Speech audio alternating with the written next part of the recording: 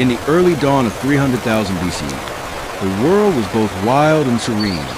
The valleys stretched endlessly, blanketed with soft, rolling grasses that swayed in the morning breeze like waves on a prehistoric ocean. The sky above, painted with pale strokes of dawn, gradually brightened as the first light kissed jagged cliffs and the edges of shallow streams. Amidst this vast wilderness, Boar, a solitary caveman of considerable age and unremarkable physique, stirred from his night-long slumber on a carefully arranged pile of furs. Unlike many of his peers, Boar had developed a peculiar routine that revolved entirely around rest, while others hunted, gathered, and fought to survive the harsh elements. Boar devoted himself to mastering the art of sleep. His shelter, a modest assembly of stone and animal hides tucked into a protected cave, was a sanctuary optimized for comfort. Thick furs insulated him from the cold, and strategically placed rocks blocked the wind.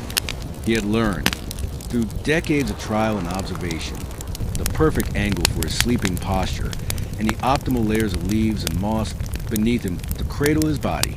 The morning air carried the faint scent of damp earth and wildflowers, a combination that Boar found particularly soothing. His eyes opened slowly, scanning the landscape as he stretched his muscular but lean frame. Each movement was deliberate, a gentle prelude to full awakening of his senses.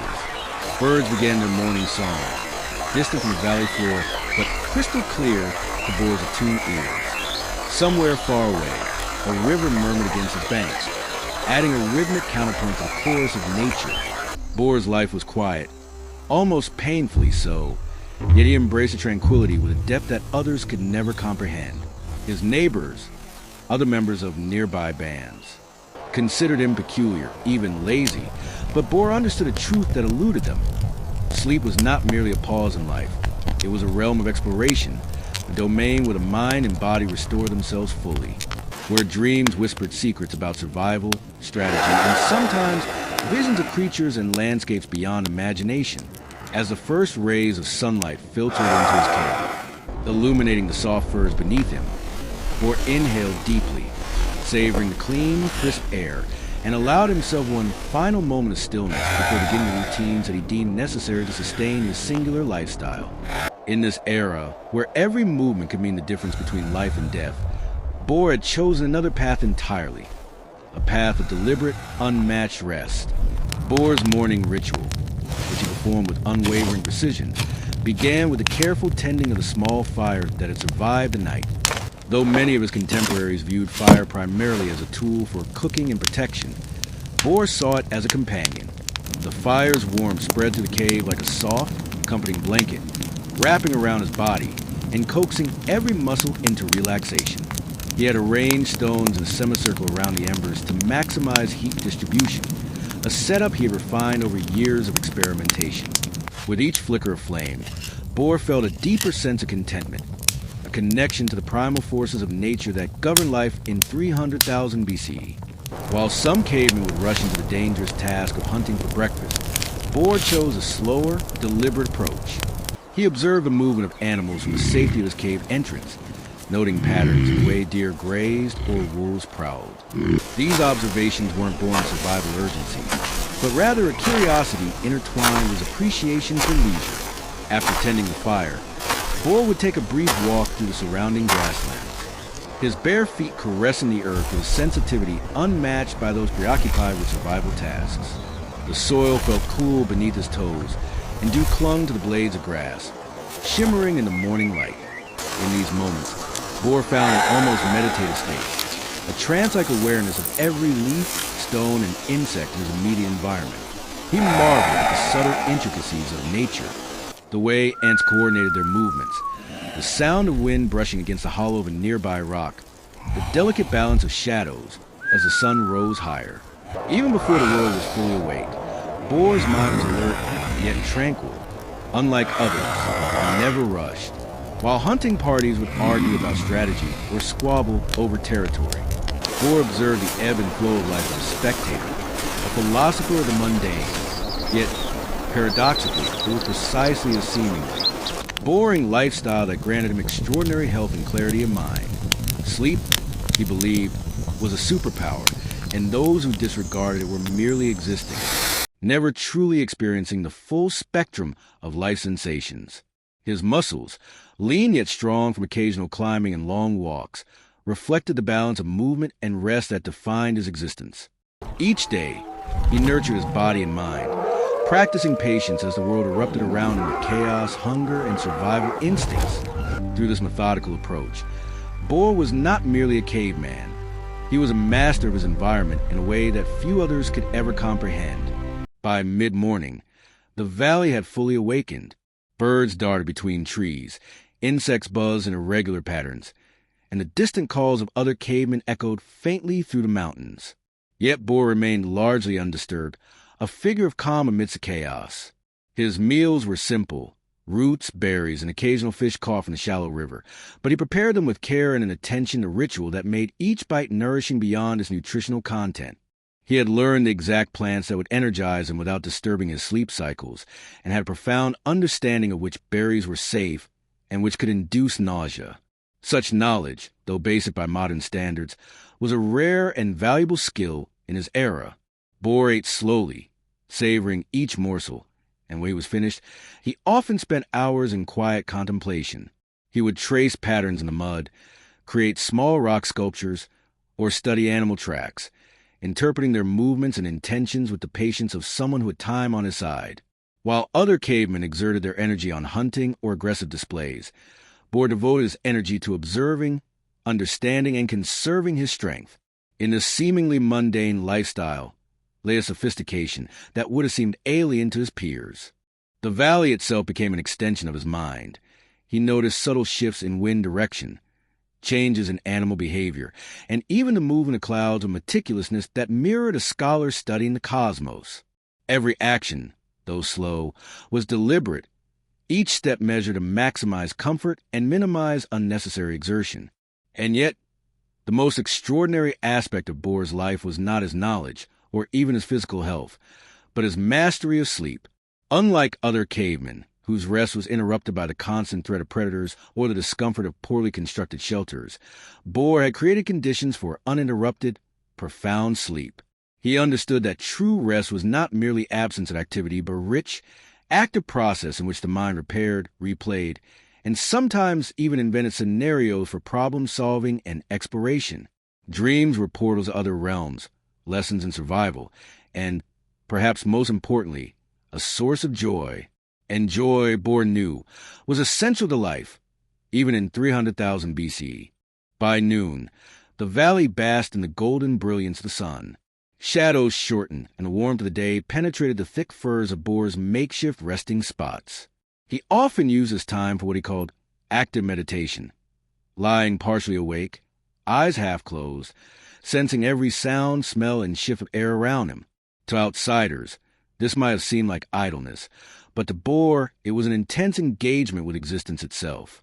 His senses were attuned to subtle patterns: the flutter of a bird's wings, the vibration of an insect crawling on stone, or the ripple of water as a fish broke the river's surface. In these moments, Bohr felt an intimate connection to the world that transcended the ordinary concerns of survival. Even hunger and thirst were secondary considerations because he had learned the art of pacing his needs. Each day, he consumed just enough to sustain himself, never overindulging, yet never deny his body's requirements.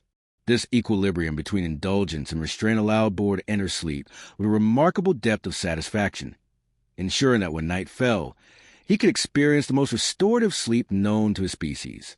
Afternoon was often spent in short excursions, carefully planned walks across the valley to inspect plant growth, animal behaviors, or the condition of his shelter. Unlike other cavemen, whose movement was often frenzied or reactive, Bohr moved with the precision of a seasoned tactician. Each step served a purpose, whether practical or contemplative, blending the mundane and extraordinary into a seamless daily rhythm. By the time shadows lengthened, Bohr had already maximized the potential of his day, ensuring that every moment contributed to his ultimate goal: perfect, unbroken sleep. His body was neither fatigued nor restless, his mind neither anxious nor distracted. Every element of the day had been curated, orchestrated to lead him naturally into the nocturnal state he treasured above all else. As the evening approached, The valley's palette shifted from golds to dusky purples and deep blues. The wind whispered through the grass, carrying scents of distant trees and rippling streams. Boar returned to his cave, gathering additional furs and leaves to ensure his sleeping area remained impeccably comfortable. He prepared his fire, careful to maintain embers that would release warmth gradually through the night without consuming too much oxygen. Unlike his contemporaries, who might rush or argue over resources, Boar's preparation was meticulous, almost ceremonial. He arranged his furs in layers, alternating textures and densities, creating a nest designed to cradle his body perfectly. Then, as the first stars appeared, he lay down, feeling the warmth of the fire on his skin and the soft weight of moss beneath him. His eyes closed, not out of fatigue, but out of anticipation for the journey that awaited in sleep. In this era, when life was often brutal and unpredictable, Boar had discovered a form of mastery unparalleled by any other. His sleep was deep, dream-filled, and regenerative. The cave seemed to embrace him. The fire whispered encouragement, and the valley itself seemed to pause, respecting the sanctity of his rest. Boar's existence, though seemingly boring and uneventful, represented the pinnacle of profound understanding. That sometimes the greatest achievements are found not in action, but in the perfect stillness of body and mind. Night in the valley deepened as Boar settled into his furs, the last tendrils of sunlight retreating behind distant peaks. The fire's glow cast flickering shadows along the cave walls, illuminating intricate patterns left by generations of wind and water erosion. Boar inhaled slowly, appreciating the faint earthy scent of the stone, moss, and furs, an aroma that had come to signify comfort and safety. Unlike many of his contemporaries, he never feared the night. Instead, he revered it. Sleep, he believed, was a sacred dialogue with the universe, a state where mind and body converse in a language only they could understand. The gentle crackling of the fire accompanied the soft rustle of the grass outside as nocturnal creatures began their secret lives. Owls called intermittently. Insects droned with subtle rhythm, and somewhere in the distance, a pack of wolves shifted over rocks and underbrush, though Boar never stirred. His senses were so finely tuned that he could detect their presence, yet his body remained utterly relaxed. For him, fear and danger were distant concepts, dissolved by meticulous preparation and deep awareness of his surroundings. He understood the value of patience. If the world would not pause for him, he could pause for himself. This deliberate pacing of life extended to every facet of his nocturnal routine. Boar closed his eyes, letting warmth, scent, and sound fuse into a singular sensation of security and serenity. Even in sleep, his mind wandered with deliberate curiosity, exploring patterns in clouds, footprints in shadows, replaying sequences of events from previous days and imagining variations that might never come to pass. Dreams, for Boar, were not chaotic fantasies but a continuation of his waking attentiveness, a subconscious rehearsal of survival, navigation, and observation, all blended with the wonder that came from a life lived slowly and intentionally. Outside, the world remained wild and unpredictable, but inside Boar's cave, the night was a haven, a canvas for the richest sleep the human species had ever known. By understanding the subtle interplay of environment, body, and mind, Boar had created a nocturnal masterpiece that few could rival. Sleep is an art, not a necessity. Deep into the night, Boar's dreams transported him across terrains untouched by his waking feet. He traversed dense forests where towering trees blocked sunlight, crossed rivers teeming with fish, and scaled cliffs whose jagged peaks scraped the sky. Each dream was vivid, almost tangible, yet none left him weary upon awakening. Unlike ordinary sleep, Boar's nights were regenerative in every sense. His body rebuilt muscle fibers, his mind processed sensory information, and his spirit absorbed the rhythms of a world that few could fully perceive. Sometimes, he dreamed of other cavemen, not as threats or rivals, but as figures in a living tableau that demonstrated social dynamics, survival tactics, and unexpected kindness. Animals appeared as guides or companions, teaching lessons about patience, precision, and instinct. Even abstract shapes and colors in his dreams seemed imbued with wisdom, patterns that helped him understand the logic of the natural world with extraordinary clarity. Morning in his dreams often mirrored the real valley, a sunrise rendered in colors more vivid than reality, illuminating landscapes he would never traverse awake. These nightly journeys granted Bohr insights unavailable to others, fostering a calm intelligence that made him uniquely attuned to life in 300,000 BCE. He emerged from sleep not only refreshed but enriched, with a deeper sense of timing, strategy, and perception than any caveman who chased the chaotic demands of hunting, gathering, or conflict. Bohr's relationship with other humans was limited but significant. He observed distant tribes with curiosity, noticing patterns in their interactions, disputes, and collaborations. Yet he never joined them, for their frenetic energy often disturbed the equilibrium he so meticulously cultivated. Occasionally, a wandering group might approach, intrigued by the sight of a caveman resting in such composure, while others scurried about, but Bohr maintained a polite distance, engaging only when necessary to trade knowledge of safe plants or avoid conflict. His isolation was not loneliness. It was a deliberate choice to maximize focus on the study and experience of sleep. In moments of communication, Bohr's calm demeanor often bewildered others. While they rushed and argued, he responded with measured gestures and soft vocalizations, demonstrating patience rare in any human, ancient or modern. To them, he might have seemed passive, even unproductive, yet Bohr's wisdom lay in the understanding that constant activity was not synonymous with life fully lived. While others exhausted themselves to survive, Bohr thrived in tranquility, finding richness and stillness and mastery in the unremarkable act of resting well. By the second week of this narrative, Bohr had perfected an intricate balance between activity and rest. He knew exactly how long to walk, how far to forage, and how deeply to rest, creating a cycle optimized for his physiology and environment. The valley itself seemed to recognize his presence, its creatures moving around him without disruption, as if his stillness radiated an unspoken harmony. Deer grazed in predictable patterns nearby. Wolves patrolled distant hills without conflict, and birds nested in trees that Bohr passed quietly each day. This harmony, cultivated without force, reflected the delicate synchronization of his lifestyle with the natural rhythms of the world. He had become, in essence, a living extension of the valley, a figure whose life revolved around observation, patience, and the pursuit of the perfect sleep. During the hottest hours of the day, Bohr remained in shaded areas of cave, allowing his body to cool while his mind wandered freely. He experimented with leaf textures beneath his body, the arrangement of stones around his resting furs, and the gentle hum of wind through narrow cave openings to optimize the depth of his nap. While others might underestimate such focus, Bohr knew that small adjustments could produce profound changes in the quality of rest. His body, conditioned by centuries of attentive living, responded to even the slightest variations in environment.